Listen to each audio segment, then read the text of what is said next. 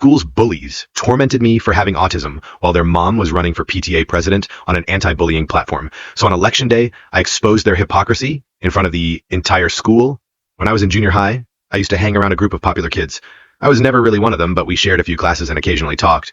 Everything changed when I stopped spending time with them. Their leader, Bryce, suddenly decided I was the perfect target. At first, it was small things.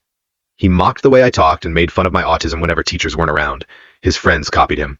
Soon, every time I walked down a hallway, someone would flap their arms or imitate me just to make the others laugh.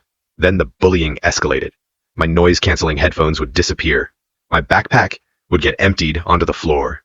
People would take photos of me when I was overwhelmed and post them online. One day, Bryce shoved me into a locker so hard that my shoulder was bruised for a week. I tried reporting it. I went to the guidance counselor's office and explained everything. She barely listened. According to her, I was simply misunderstanding normal teenage behavior. I left feeling completely hopeless. That night, I made a decision. If nobody would believe me, I would gather proof. For months, I documented everything, screenshots, photos, recordings, dates and times, every insult, every shove, every incident. The bullying continued, but now I was collecting evidence. Then something happened that changed everything. I discovered Bryce's mother was running for PTA president. Her entire campaign focused on kindness, inclusion, and anti-bullying policies. Posters with her smiling face were everywhere. Parents loved her, teachers praised her. The local newspaper even wrote an article about her campaign. Meanwhile, her son was making my life miserable. 3 days before the election, I overheard Bryce bragging in the restroom. "My mom's definitely going to win," he said. "Nobody can stop her." At that moment, an idea formed in my head. I knew Bryce and his friends always hung around behind the gym after school. I also knew they loved showing off in front of each other.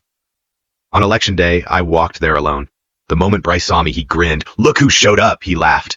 Within seconds, his friends surrounded me. Bryce punched me in the face. Someone kicked my ribs. Another shoved me to the ground. I didn't fight back. I didn't run. I simply endured it.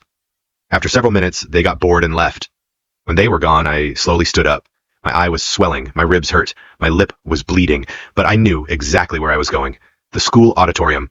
Parents, teachers, and community members had gathered there for the PTA election. As soon as I entered, conversation stopped. People stared. Whispers spread across the room. I walked directly to the front. Then I pointed at Bryce's mother. My voice shook, but I spoke loudly enough for everyone to hear. "You say you'll protect students from bullying," I said. "But your son did this to me." The room exploded. Parents began whispering. Teachers exchanged nervous looks. Some people immediately pulled out their phones. For a moment, Mrs. Henderson looked shocked.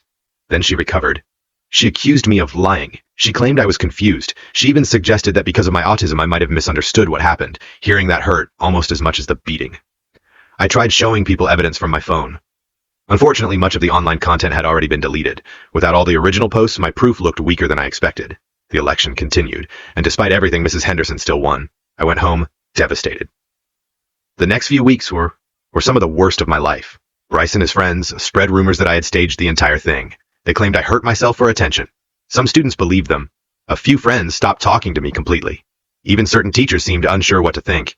Every day felt harder than the last. The worst part wasn't the bullying. It was feeling invisible, feeling like nobody cared. Then my mom returned from a work trip.